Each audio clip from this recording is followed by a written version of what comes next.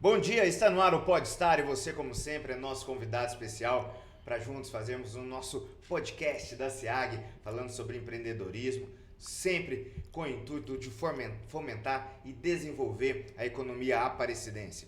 Ao meu lado, o presidente da SEAG, Marcos Coelho. Bom dia, seja muito bem-vindo, presidente. Bom dia, Tiago. Bom dia, ouvintes. Bom dia, associados. Bom dia a todo o setor produtivo. Um dia abençoado a todos nós. E bom dia, nossa estrela do dia hoje, né? Nós da SEAG usando da democracia, estamos trazendo aqui hoje o nosso terceiro candidato a prefeito. Já fizemos uma entrevista com o candidato William Panda, depois foi o candidato Leandro e agora o candidato professor Alcides, né, Tiago? Seja muito bem-vindo, professor. Obrigado por ter aceito esse convite e obrigado pela parceria de sempre com a SEAG, né? É um associado, é empresário e associado de anos, né? Perfeito, Marcos. Há de muitos anos nós estamos aqui participando da SEAG. Um bom dia para você, para o Tiago, para todos os nossos telespectadores e o pessoal da SEAG, os associados que nos acompanham, todos os amigos que estão aí ao vivo nos acompanhando aqui nesse Podstar podcast da SEAG. A gente tem grande satisfação de termos aqui como uma estrela desta manhã, professor Alcides Ribeiro Filho. Ele é deputado federal por 2 mandatos e hoje ele é candidato a prefeito de Aparecida de Goiânia pelo PL. Ele vai falar um pouco sobre sua trajetória, sobre o empreendedorismo que ele desenvolve em Aparecida e também os seus projetos aí enquanto candidato a prefeito de Aparecida de Goiânia. Antes, a gente quer mandar um abraço aos nossos patrocinadores, as empresas que estão sempre conosco, que nos auxiliam a fazer o nosso Podstar chegar sempre com mais qualidade e conteúdo até vocês. Temos conosco o Grupo Eribaldo Egídio, também a Costa Brava Projetos e Construções, Formato Gráfica e Editora, Grupo GMX, Antares Polo Aeronáutico, Zupani, 40 anos de sucesso, Comase Máquinas e Equipamentos, Flexibase Imobiliário Corporativo, Tempore Refeições, Poligráfica, Grupo César, Motoaires e também Doutor Urgência, Saúde Não Pode Esperar. E a sua empresa também pode vir fazer parte conosco. Hoje a nossa estrela, professor Alcides, deputado federal, está aí candidato a prefeito de Aparecida de Goiânia. Professor, a gente sabe da sua trajetória empresarial, conhecemos muito bem também a carreira política do senhor, mas é uma oportunidade da gente falar de onde que o professor Alcides é, qual a cidade que o senhor nasceu, como que a gente pode contar um pouco dessa história. Olha, eu sou filho da cidade de Remanso, nasci em Remanso no dia 25 de outubro de 1953 e vim para Goiás no dia 1º de julho de 1968. Portanto, são 56 anos que eu estou aqui na cidade de Aparecida, sempre residindo na cidade de Aparecida. Veio direto de Remanso para Aparecida? Direto de Remanso para Aparecida. Para Vila Brasília? Para Vila Brasília, exatamente. E o que trouxe o senhor para cá? Lá é o meu irmão mais velho, que Deus já levou, ele foi vítima da Covid em 2020, né? Ele veio para cá na década de 60, no começo de 60, e aqui se estabeleceu, tinha um pequeno comércio, e nós viemos ajudá-lo e, consequentemente, estudar. O meu principal objetivo era concluir o meu curso superior. Aí o senhor, e quando o senhor decidiu ir para a área do empreendedorismo? Começou com bazar, professor? Não, eu comecei na escola, né? Meu primeiro trabalho foi no setor Perluvico, no Instituto... na escola Darcy Ribeiro, hoje chamado Dom Abel, e na escola Hélio Veloso, hoje chamado Pedro Xavier Teixeira. Eu trabalhava em uma de manhã e outra à tarde, já que quando eu cheguei eu já tinha um curso de magistério. Naquela época era a formatura de professor. E em 1970 nós começamos um trabalho lá onde hoje é a Unifam. Aquela escola era uma escola municipal e que a prefeitura, naquela época, não tinha estrutura, era totalmente desorganizado, fez uma construção de 396 metros em uma área que não era pública, uma área privada. Era a área da família do Peixoto da Silveira, né, o ex-governador que tinha acabado de falecer, e os seus herdeiros sentaram comigo, juntamente com o senhor Vicente de Paula Souza, que era o presidente da Câmara de Aparecida, ao lado do prefeito. Então nós sentamos e conversamos e comecei ali o meu trabalho. Eu comprei aquele imóvel por 120 cruzeiros. Foram 120 promissórias de muito dinheiro naquela época. Era muito dinheiro. 120 cruzeiro era o valor que eu paguei, acenando 120 promissórias de um cruzeiro, uma cada mês, né? Era muito dinheiro, era muito difícil.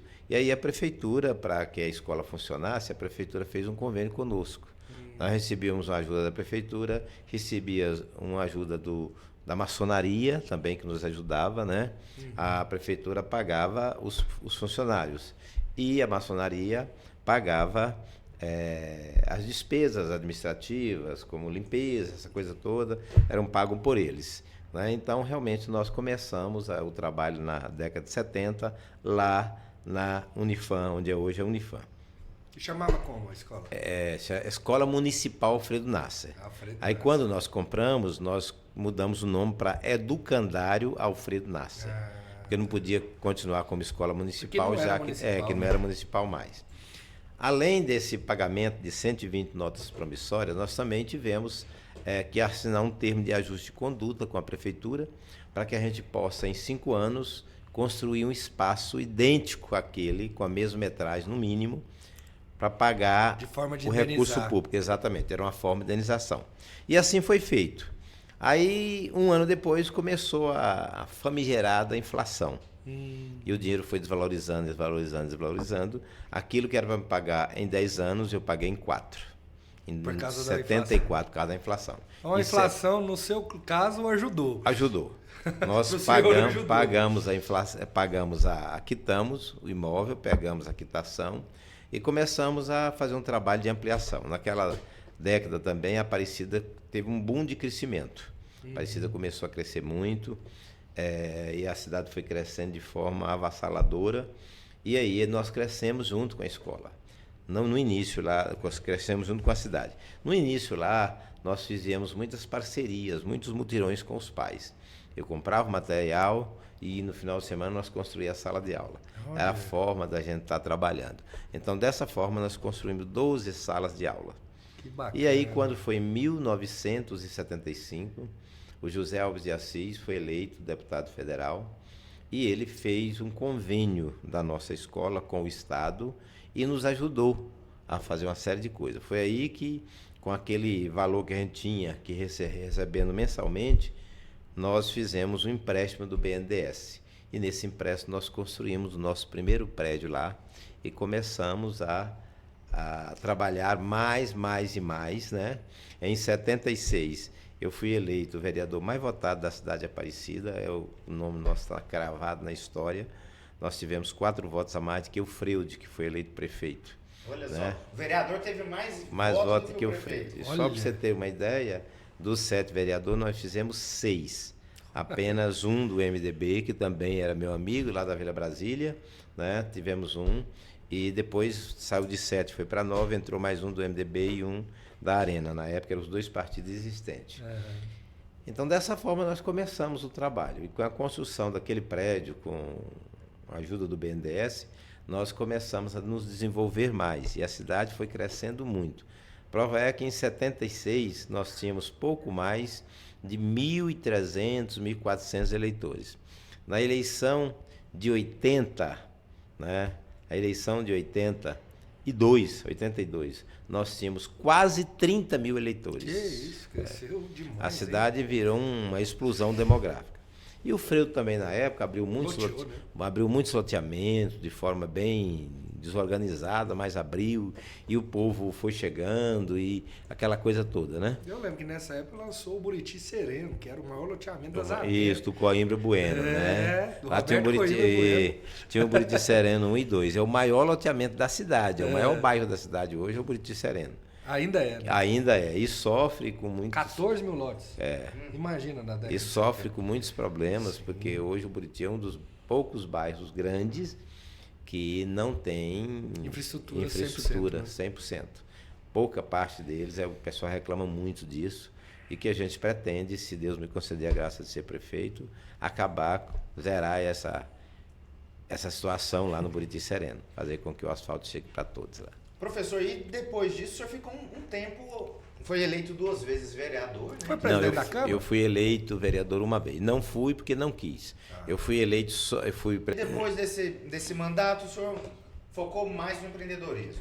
Isso, eu abri o Bazar Professor Alcides em 74, né, antes do mandato. Eu abri o Bazar Professor Alcides por ter uma necessidade dos nossos alunos comprar o material escolar. Era só Não uma tinha que ir lá em portinha. Campinas ou no centro? Ou no centro. Então era muito difícil, naquela época não tinha asfalto, era uma dificuldade O ônibus danada. era cedo e o o de ônibus tarde. um cedo ou de tarde. Aí eu resolvi montar o Bazar Professor Alcides, que era só uma portinha. Começou na rua Tapajós, ali bem em frente a Centauros, naquele lote aquele comérciozinho de esquina que tem ali. Uma sala, hoje parece, se não me falha a memória lá, funciona uma farmácia. Existia Centauro já? Ainda não. Não existia Centauro. Centauro veio logo em seguida. E aí nós abrimos lá e 2 anos depois eu comprei o imóvel onde hoje é o Bazar Professor Alcides. Que bacana. Comprei o imóvel lá, eu troquei por uma casa que eu tinha comprado no Parque Laranjeiras. Todo mundo me chamou de doido, né? Eu troquei uma casa no Parque Laranjeira por 2 lotes ali naquela esquina, que naquela época não tinha valor econômico de jeito nenhum. E Parque Laranjeira não ia valer nada. Não ia valer. Parque Laranjeira, o valor era lá em cima, né? Era e caro. Aqui, na Vila Brasília, não tinha valor.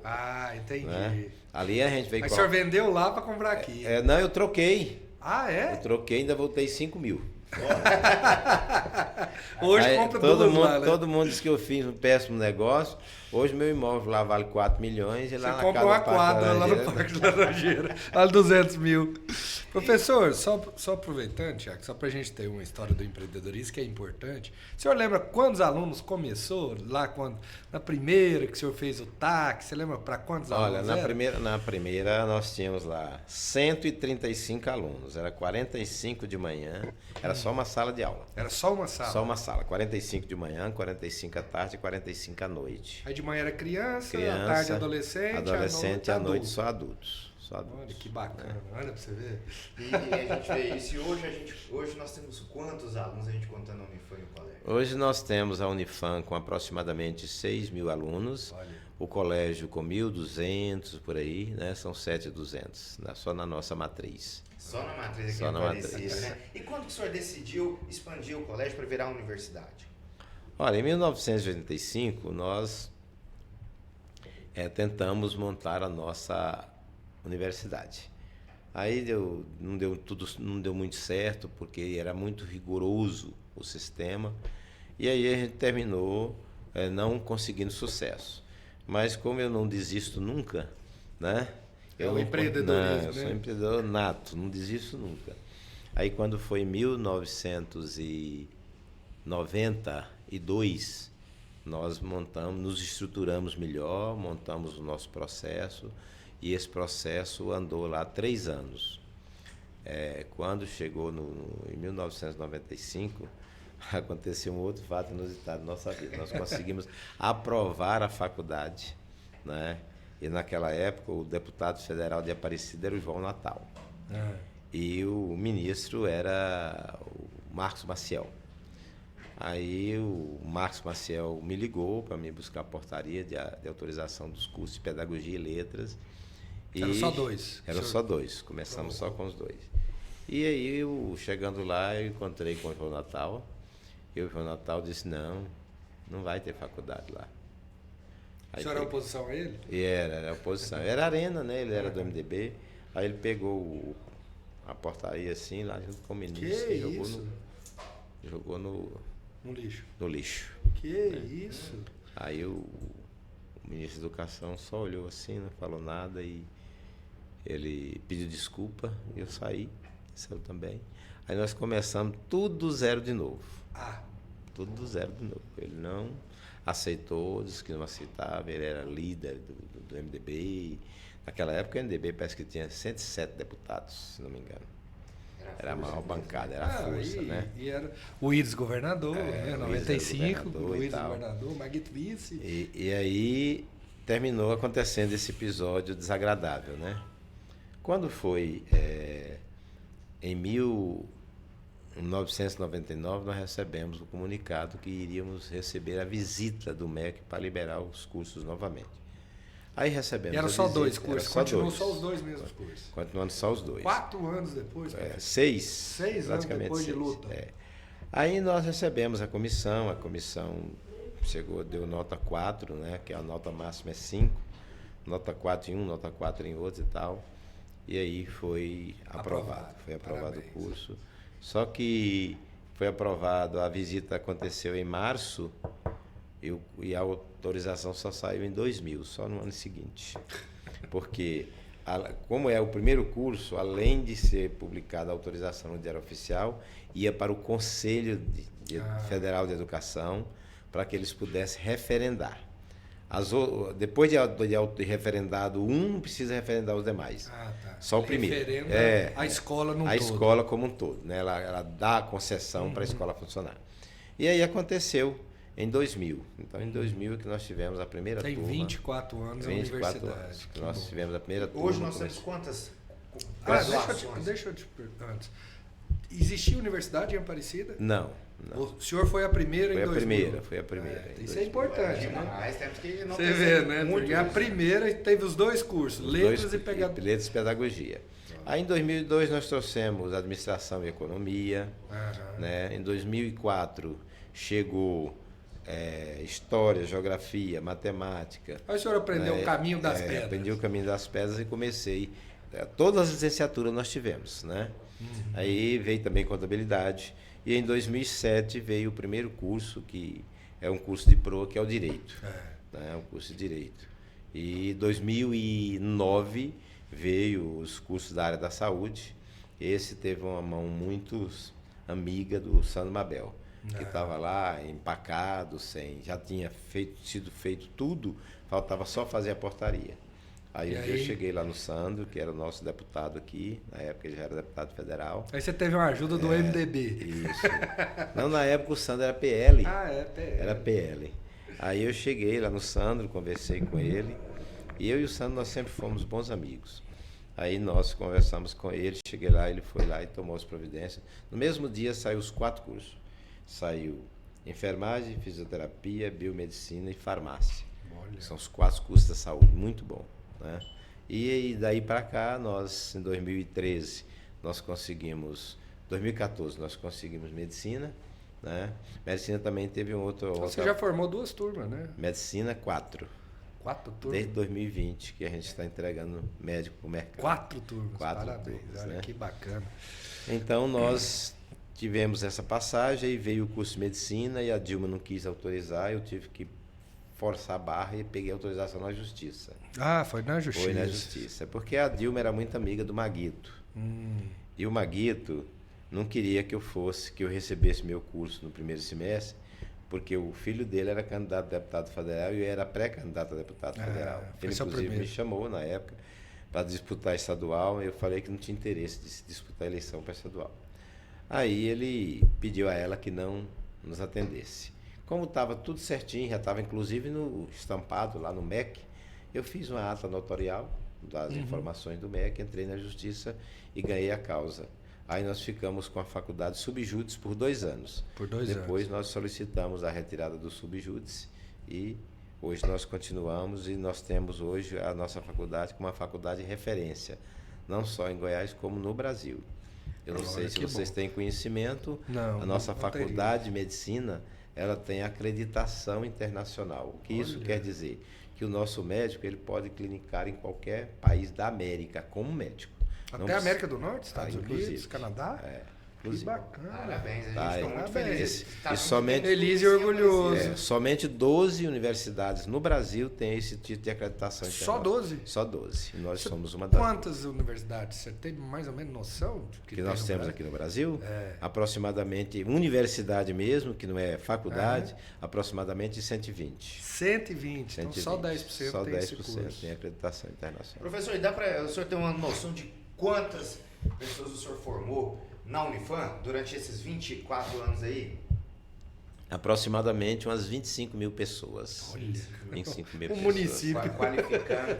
E a gente fica vendo o tanto que isso aí foi importante para Aparecida. Perfeito. Né? A gente acompanha, presidente, o desenvolvimento econômico do município e muito dele, professor, a gente percebe que é a necessidade da qualificação da mão de obra. Perfeito. E a gente percebe que a Unifam faz esse trabalho e reflete muito no crescimento do município.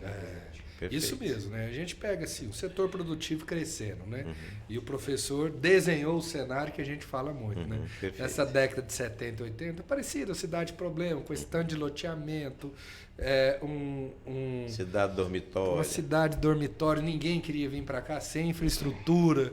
E aí nasce a associação comercial junto com vocês, empresários da época, junta tudo, começa a fazer os polos, trazer indústria, trazer comércio, é onde muda a cara. Exatamente. E aí vem também as universidades, as faculdades, as escolas, qualificando todo mundo, né, dando Perfeito.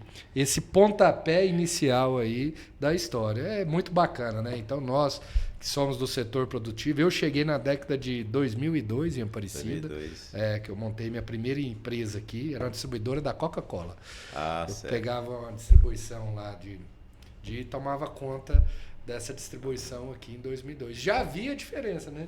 Em 22 anos eu já havia essa transformação, né? E cada prefeito foi muito importante, né? Eu falo desde o Freud, que realmente loteou, e na época era insano. Era o que dava pra fazer. Não, e era insano também. O professor tem razão, era insano. Você pega uma cidade, igual ele falou, com 1000 eleitores, você lotear uma cidade toda, isso era insano. Mas depois, quando você cresce nos anos 2000, era importante ter os loteamentos, porque você conseguia empregar as empresas. Então, se você pensar, foi importante os arrojos do Freud, os arrojos do Norberto e, consequentemente, Ademir e todos os prefeitos que passaram têm a sua contribuição, né? E cada um deu sua contribuição nisso aí. Professor, aí o senhor falou que na época o senhor era candidato. Foi sua primeira candidatura como deputado? Você usou o exemplo do Daniel, do Maguito? Era a minha intenção de ser a primeira vez candidato a deputado federal. Só que aí terminou não sendo. O senhor não foi? Não foi, porque nós não tínhamos chapa.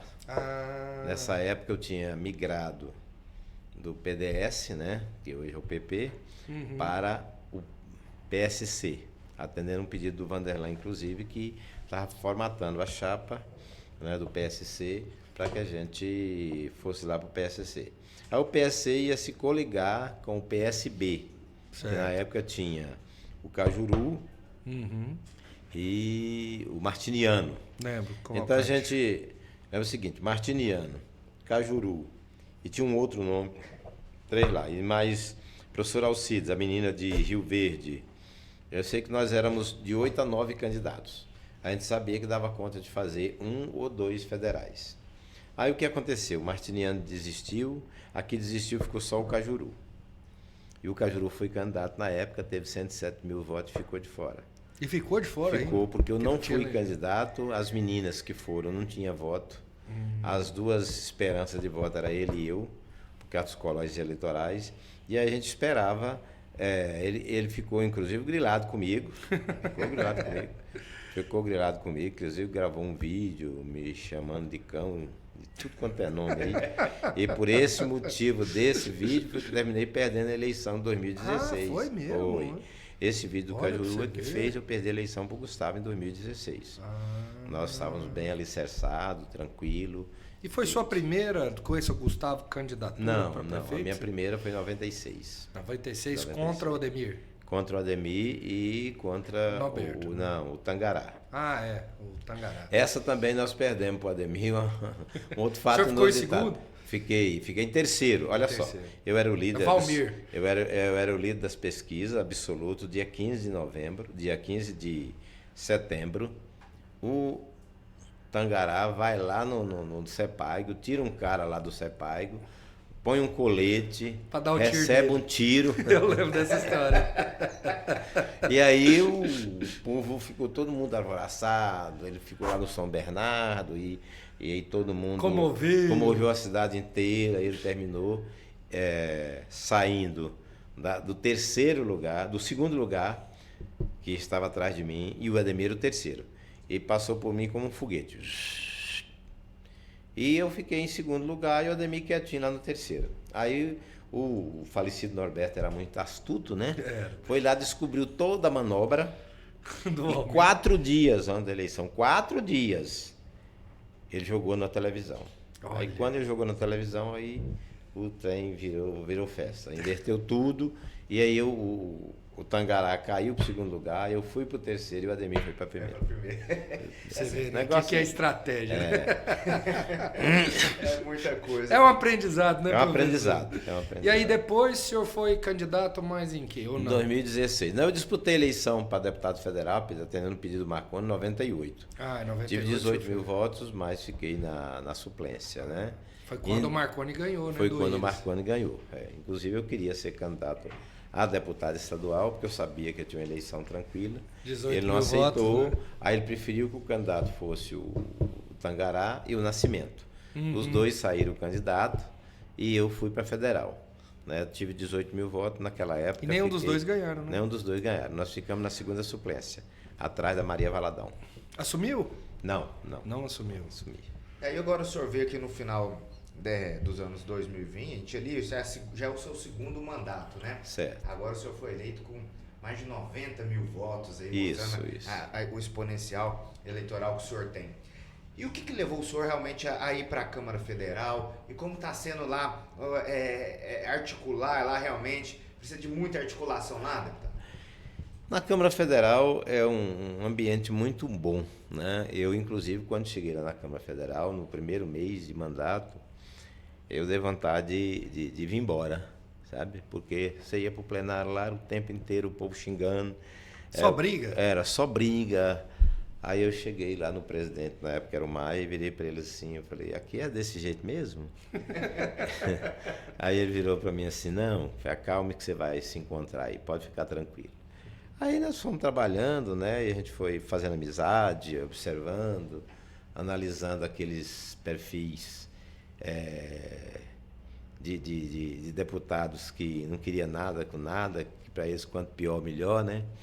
Aí eu fui me assentando e logo veio as comissões, eu escolhi a Comissão de Educação para fazer parte dele, a Comissão da Saúde, e começamos a fazer um trabalho voltado para o interesse da comunidade, né? Que é o que eu me propus a fazer lá. Aí fizemos vários projetos positivos para a educação, inclusive a educação inclusiva, que era um problema sério que nós tínhamos lá. Lutamos muito e criamos uma taxa de 2,5% do Fundeb para a pré-escola, que nós não tínhamos, né? Até aquela data lá. Isso no primeiro mandato? Agora? Isso no primeiro mandato. 2019. E aí nós fizemos esse trabalho a muitas mãos. Eu fiz uma amizade muito salutar com a senadora Dorinha, que era a presidente da comissão, né?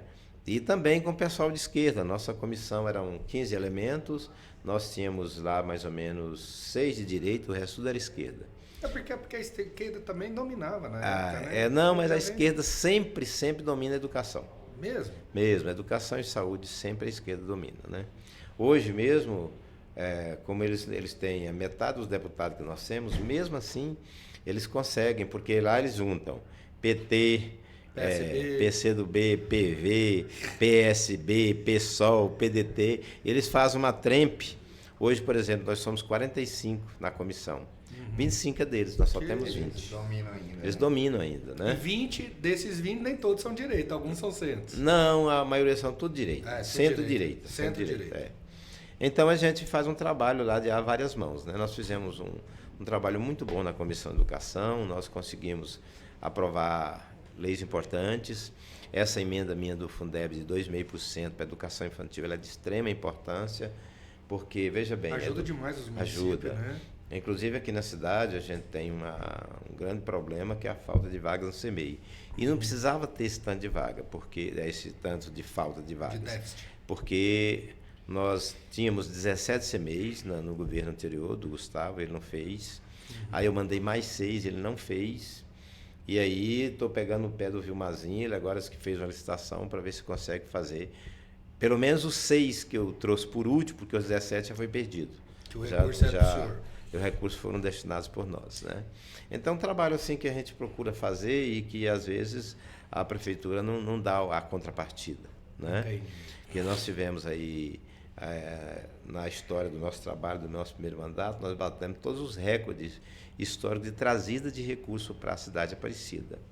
Dentre esses recursos, nós podemos enumerar o maior, que foi aqui para a Chácara São Pedro, 62.970 para acabar com aquela Invasão. Não, aquele problema faraônico que tinha lá, que era o abandono daqueles prédios, né? Os sim. prédios tinham só a carcaça. Foi abandonado em 2010, no segundo governo Lula. Ele foi abandonado lá e nós pegamos, corremos atrás, paguei a dívida que existia sem correção. Mas eles queriam corrigir, mas não tinha jeito. Eu falei, não tem jeito, amigo, de pagar. O governo não paga nada para você corrigir. Ele não recebe sem correção. Mas na hora de pagar, ele te paga do jeito dele. Infelizmente. Infelizmente é assim. Aí nós pagamos a dívida e fizemos um cálculo do que seria necessário para concluir. Concluímos a obra, entregamos lá, residem 900 famílias lá. 900 famílias. E temos um outro evento aqui uma outra obra que estava no alicerce lá também esquecida, que era o Agenor Modesto. Né? O Agenor Modesto nós concluímos lá. São 204 apartamentos, também já foram entregues, são 204 famílias que lá residem. Então, isso foi 2 achados que nós fizemos aí para resolver o problema de habitação aqui em Aparecida, que não resolveu, mas que nós vamos resolver. Mas que contribuiu, né? Contribuiu muito, mas que se Deus nos conceder a graça esse dado de ser hoje? prefeito, O que é o déficit? Hã? O senhor tem esse de moradia dado? eu não tenho, Tem, não. de moradia eu não tenho, mas no meu plano de governo eu pretendo fazer 4.000 moradias, 1.000 moradias por ano. 1.000 por ano. 1.000 por ano. Inclusive, um pouco delas agora eu já vou agilizar no governo do Vilmazinho. Entendi. Eu já vou agilizar a documentação e tal, Já construção. aproveitar o tempo, né, para a gente já ir tomando essas providências. Ano que vem, né? já Professor, consegui. e assim, o senhor tem essa trajetória de sucesso, de empreendedorismo, a Unifor realmente é um sucesso aqui no estado de Goiás, é uma referência de Aparecida de Goiânia. O senhor faz um belíssimo trabalho na Câmara Federal. Mas o que o levou a buscar a candidatura à Prefeitura de Aparecida de Goiânia? Olha, Aparecida é uma cidade que eu sempre sonhei em ser prefeito. Inclusive, eu fiz um mestrado na FGV, na Fundação Getúlio Vargas, e Administração Pública, em 1992, já com o objetivo de disputar a eleição, naquela época, em 96, como eu disputei. Infelizmente, não tive sucesso. E eu sei que eu posso colaborar muito com a cidade. A cidade está precisando de um gestor. Depois da saída do Maguito, nós não tivemos nenhum gestor na cidade que pudesse fazer o trabalho como deveria ser feito. Né? Nós tivemos aí o Gustavo, que só maquiou a cidade, não fez, infelizmente não fez nada, e o Vilmar, que tentou fazer alguma coisa, mas infelizmente não teve sucesso. Né? Mas mesmo assim, ainda fez, com 2 anos, ainda fez mais do que o Gustavo. Né? Ele produziu mais do que o Gustavo. Porque o Gustavo deu continuidade àquilo que o Maguito deixou para ele, em boa parte, mas infelizmente ele não fez o que deveria ter sido feito. Porque se tivesse sido feito como deveria, com certeza a Aparecida estaria bem melhor. Professor, e como é que vai ser o diálogo do senhor, eleito prefeito, com as entidades realmente que auxiliam Aparecida? Por exemplo, nós temos aqui a SEAG, né? Nós estamos aqui na SEAG. Como será o diálogo do senhor com o setor produtivo? Com muito respeito, né? Eu faço parte do setor produtivo da cidade. Hoje nós temos, nas nossas empresas, nós temos mais de 2.000 funcionários. Né? Então a gente faz parte do setor produtivo e nós queremos, em parceria, né, continuar esse trabalho com várias mãos, né? Melhorar a condição dos nossos parceiros, produzirem mais, oferecer mais emprego, fazer com que as empresas melhorem as suas posições, tenham uma condição melhor nos seus rankings. Nós temos parte dos nossos parques industriais aqui que nem asfalto tem. Nós vamos cuidar de asfalto, de água, de esgoto, né, onde não tiver. E vamos também construir creches para dar uma assistência mais eficaz para os filhos dos nossos funcionários. Porque às vezes, não precisa fazer creche em polo. Em polo não tem só o dono. Nos polos industriais nós temos os funcionários, né?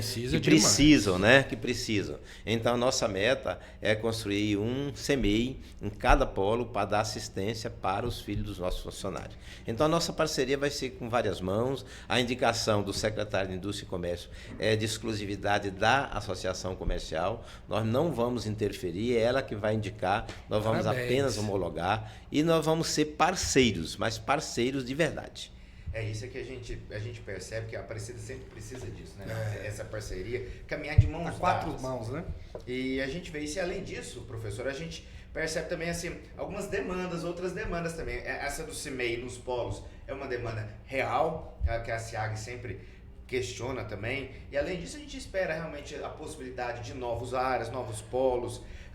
Nós já tivemos a retirada do semiaberto, aqui já é o primeiro passo, a construção do Dianote, mas a gente precisa de algo mais concreto mesmo, se a gente pudesse realmente tirar toda aquela área do CEPAGO ali. E além das regularizações das áreas e a desburocratização, que é algo que vem sendo feito aqui na SEAG.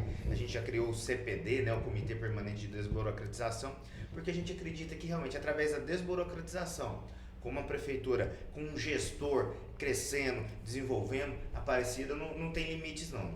Com certeza. Nós, inclusive, sendo eleito prefeito, nós vamos criar a Secretaria Extraordinária para Assuntos Fundiários, para a regularização dos imóveis, não só os imóveis comerciais, como os imóveis das invasões. Nós temos hoje 5 grandes invasões nas cidades.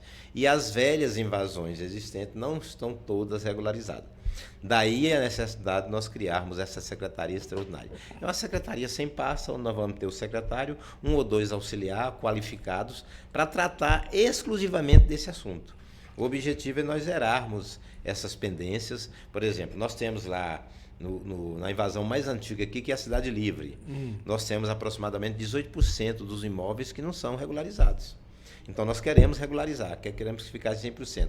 Depois nós passamos por Colina Azul, que é mais ou menos a mesma coisa, a diferença é muito pouca, aproximadamente 16% não tem regularização fundiária. Aí vem o Tiradentes. Depois do Tiradentes vem o Independência Mansões.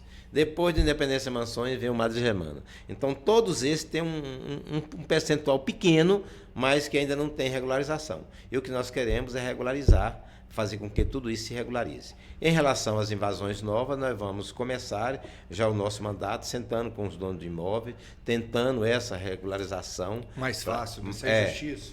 Para poder a gente fazer a coisa funcionar. E também tem as invasões dos polos, né? Tem as invasões dos polos. Né? Que na uma cessão não é invasão, de direito. É uma cessão de uso, né? que também vai ser regularizada. Esse é o nosso objetivo de estar. Em relação ao CEPAGO, eu vou tentar sentar com o governador já nos primeiros dias de governo para ver com ele a possibilidade de nós transferirmos o CEPAGO daqui para um outro local. Isso é importante, né? É muito importante. Aquela área ali a gente poder... principalmente colocar industrializar, fortalecer cada vez mais, né? A Aparecida hoje muito também pela Unifam, é uma cidade universitária, é uma cidade industrial e caminhando-se de bons lados, com uma boa gestão, o sucesso é garantido. Deixa eu fazer uma pergunta. Hoje, o prefeito Vilmar cedeu para a Associação Comercial, o setor produtivo, a gente indicar a Secretaria de Indústria e Comércio e a CODAP. O que é que o senhor pensa na questão de novos polos industriais municipais? Lógico que o senhor vai tentar com o governo federal ou estadual, né? Mas municipal, está no seu plano de governo, está na sua ideia de tentar fazer algum mais polo? Sim, existe essa possibilidade, está no nosso plano de governo para essa ampliação. Entretanto, a gente se depara com não temos áreas disponíveis para isso. Entendi. Mas aí a gente vai tentar fazer essa parceria com o governo federal para que a gente possa pegar a área do CEPAGO, saindo do CEPAGO daqui. Mas isso só vai acontecer daqui a 4, 5 anos, porque você sabe que é muito moroso. E já existe uma combinação entre nós, deputados, lá em Brasília, de colocarmos um valor para que o governador construa o CEPAGO fora da zona urbana da capital, né? Essa é uma coisa que nós já tínhamos tratado com ele o ano passado, e ele fez esse compromisso. Ele tem essa vontade. Ele fez esse compromisso e possivelmente, quem sabe esse ano, a gente já coloca um pouco dos nossos recursos para o governo começar a fazer a desapropriação lá onde ele quer, para onde ele quer levar. Ele acha mais interessante. E eu sugeri que fosse ali na região do Professor Jamil. Lá nós temos, inclusive, tem um amigo lá que cede 15 alqueires para que seja instalado o CEPAGO naquela região. É justamente o que tem aqui hoje, o que falta, né? Exatamente. O que falta de desapropriar os 5 alqueires.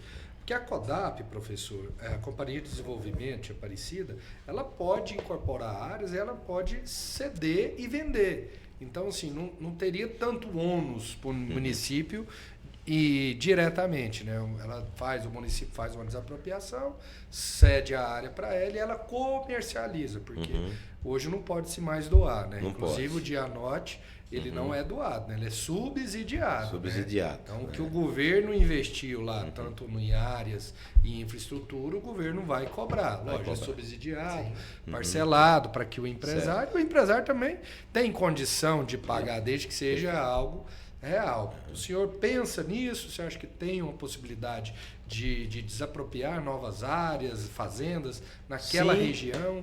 Sim, também? existe essa possibilidade, sim. Como ele disse, bacana. faz parte do nosso plano de governo a expansão industrial e comercial da cidade. Muito importante, né? Para a E gente crescer, né? a gente depara com dificuldade porque são poucas as áreas que nós temos hoje, né? Rurais no município. Muito poucas. Tem né? E só tem na região leste, né? É só Porque aqui no lado da região leste. Do lado de lá nós não temos mais nada. Não tem mais nada, Acabou porque tudo. foi loteado lá na década de tudo. 70, né, professor? Então, isso faz parte do nosso plano de trabalho. Professor, o senhor tem um grande cabo eleitoral que está auxiliando, que fez questão de colocar o nome do senhor aqui como representante Aparecida de Goiânia, que é o Jair Bolsonaro, que é o nosso ex-presidente, muito bem quisto aqui, principalmente no estado de Goiás. Teve aqui em Aparecida de Goiânia duas vezes já com o senhor, uma mega carreata ali na região do Garavela e até ali um pouco mais para frente, onde teve o comício. Como o senhor espera realmente ter esse trabalho e mostrar, junto com esse eleitorado, esse apoio do Bolsonaro? Traz força realmente à candidatura? Traz sim. O Bolsonaro, ele arrasta multidões por onde quer que esteja, né? Hoje, todas as pesquisas indicam que ele tem um fiel eleitorado em Aparecida de aproximadamente 63,4%. Isso tudo. De 63,4%, mais de 35% votam no candidato que o Bolsonaro indicar. Então, nós estamos esperando essas benesses chegarem. Né? E, inclusive, colher dos frutos. Eu estive com ele na segunda-feira, nós gravamos um vídeo, ainda não foi ao ar, nós vamos colocar na televisão. Né? Na sua campanha ele vai... Na minha campanha. E ele ficou de agendar uma data para vir aqui. Essa data eu pedi para ele que fosse um sábado de manhã. Por quê? Porque sábado de manhã a gente podia pegar uma grande leva dos empresários que queriam participar, que se for no meio de semana fica meio inviável a participação dos mesmos. Entendi. E os empresários gostam muito do Jair Bolsonaro. Isso. A gente percebe toda essa força vem concretizando. Professor, e uma mensagem que o senhor gostaria de deixar para os eleitores, e no nosso caso aqui, especial para a classe produtiva, os empresários? Quando a gente fala a classe produtiva, não é só os empresários, né, professor? O senhor mesmo lá tem mais de 2.000 colaboradores. Quando a gente fala classe produtiva, nós temos que falar nos empresários e nos mais de 120 mil funcionários que nós temos em Aparecida de Goiânia. Olha, a mensagem que eu diria era o seguinte: o professor Alcides hoje é um homem com 70 anos, mas que tem uma vitalidade de 40 e que está aí trabalhando. E o meu principal objetivo é chegar à Prefeitura de Aparecida para fazer o bem para as pessoas. Eu não preciso de me enricar na Prefeitura de Aparecida, graças a Deus eu sou muito bem de vida. Se eu fosse lá para a minha Bahia, lá onde tem uma chácara muito boa de 24 hectares, eu podia ir para lá, deitar na rede debaixo das mangueiras, dos umbuzeiros e passar o resto da vida lá, que não iria me faltar absolutamente nada. Mas eu tenho uma grande vontade e uma grande determinação de ser o prefeito dessa cidade e ser o melhor prefeito que essa cidade já teve. Porque eu sei que é possível se fazer muita coisa na cidade, e a cidade é uma cidade que ainda não está pronta, é uma cidade que precisa muito, muito mesmo, de um gestor eficiente para fazer aquilo que o povo realmente precisa. E eu me considero esse gestor, e se você que está me acompanhando aí puder nos dar o seu voto, o seu apoio, isso é de extrema importância. Portanto, no dia 6 de outubro, vote 22, professor Alcides, para que a Aparecida possa melhorar cada vez mais, além do que ela já é. Professor, a gente tem aqui uma tradição no nosso Podstar de conhecer um pouco mais os nossos entrevistados. Nós sabemos que o senhor é candidato a prefeito de Aparecida, tem esse grande know-how na Câmara Federal, é um exemplo da educação do estado de Goiás através da Unifam, um grande empreendedor. Mas a gente gosta de conhecer o Alcides Ribeiro Filho mesmo. É o Alcides, não é nem o professor, não. O Alcides tem algum tempo para ter algum hobby? ele que tem essa vida corrida, tem tantos afazeres, tem um tempozinho lá para fazer alguma coisa que gosta? Tenho, eu gosto muito de futebol e geralmente os sábados, no final da tarde, começo da noite, eu sempre bato uma bolinha com meus amigos. Você joga bola ainda? Até hoje, até olha. hoje. Joga de quê? Eu jogo na frente. É, Nos tempos de jovem, eu era o meia esquerda, né? O pessoal me chamava de Gerson. Não sei se você se lembra do Gerson da Copa de 70, né? Porque eu era aquele garçom que ficava no meio servindo para o centroavante, para os pontas, né? E hoje eu jogo mais parado, mesmo na frente, já como o verdadeiro centroavante lá, mais quieto. E a bola pintou lá, a gente tá fazendo. isso aí é bom demais. Eu sei, mas pra gente mostrar pra todo mundo, que time que o senhor torce? Atlético Clube Goianiense e Aparecidense. Aparecidense, que é o nosso time da nossa cidade. Fiquei muito triste quando a Aparecidense caiu para a 4ª divisão, mas nós vamos juntar as mãos e evitar todos os esforços para que a gente possa voltar ela para a 3ª e quem sabe, no final do nosso mandato, ela está aí na 2ª divisão do Brasileiro.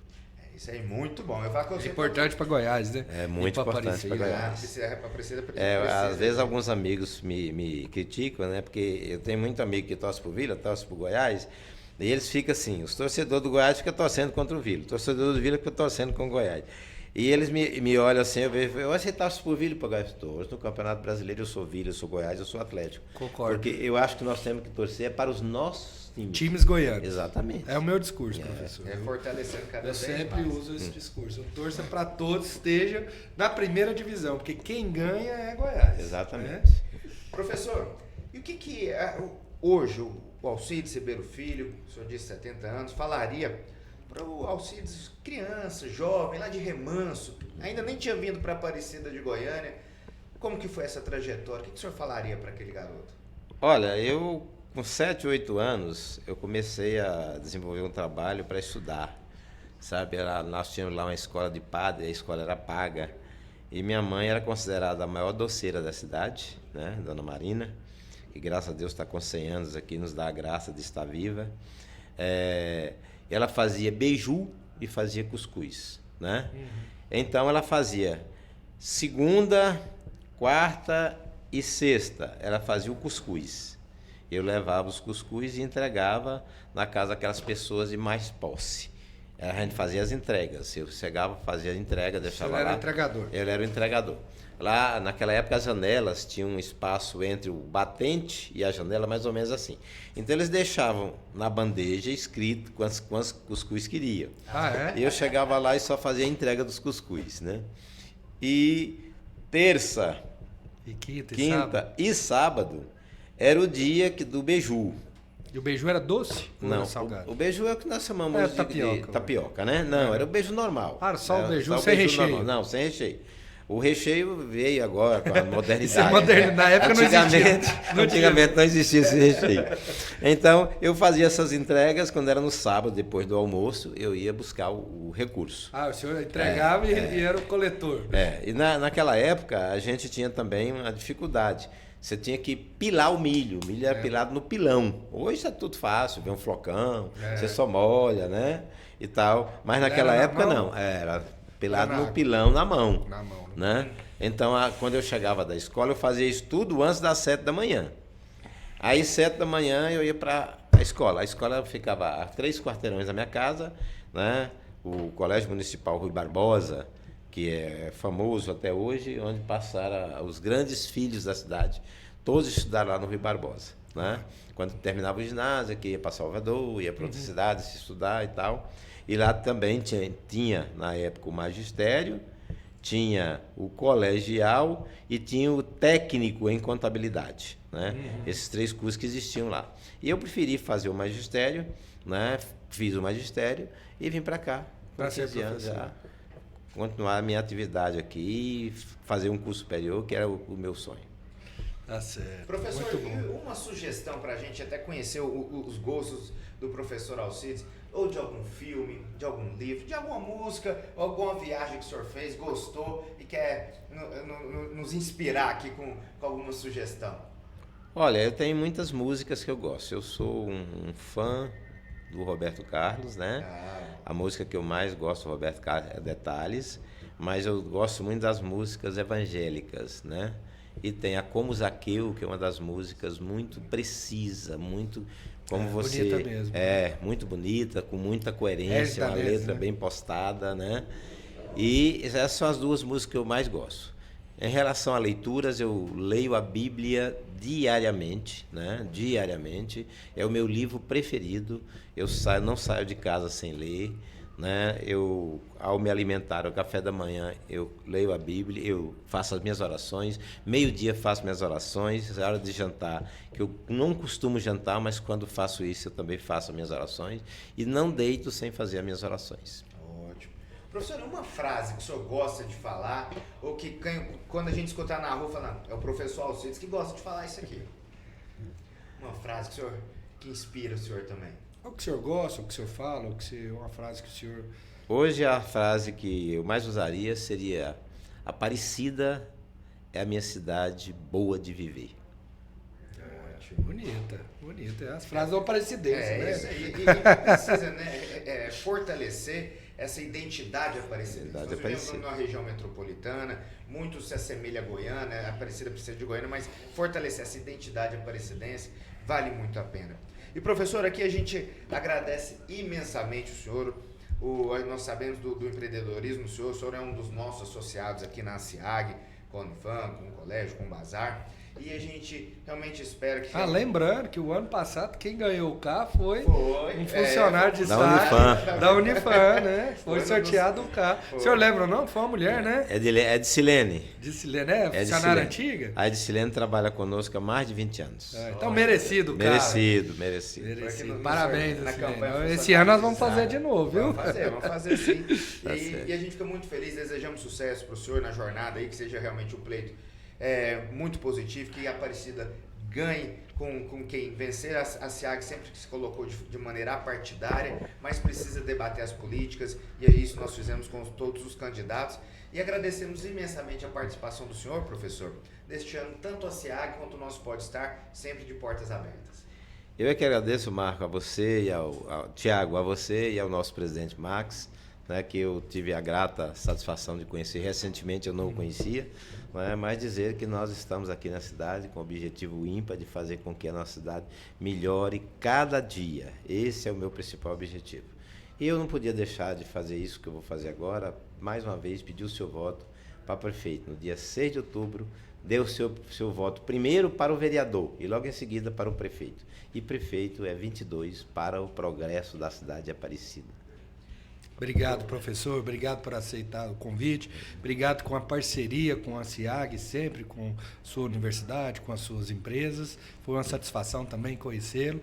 As portas estão abertas sempre aí para o professor, para o empreendedor, professor Alcides também. Obrigado a você que nos ouve aí. Um bom dia. Obrigado pela sua audiência. E agora, mandar um abraço. Um abraço para os nossos patrocinadores, as empresas que acreditam no nosso programa, acreditam no Pode Estar e que nos auxilia a levar sempre informações com esse empreendedorismo, com qualidade para vocês. Aqui nós tivemos essa oportunidade de apresentarmos os políticos candidatos à Prefeitura de Aparecida de Goiânia. Você pode aí observar aquele que realmente melhor lhe atender. Com certeza nós iremos ter a Aparecida de Goiânia fortalecida e a gente espera isso cada vez mais. Conosco aqui temos participando o Grupo Eribaldo Egídio, a Costa Brava Projetos e Construções, Gráfica Formato, Grupo GMX, Antares Polo Aeronáutico, Zupani 40 anos de sucesso, Comase Máquinas e Equipamentos,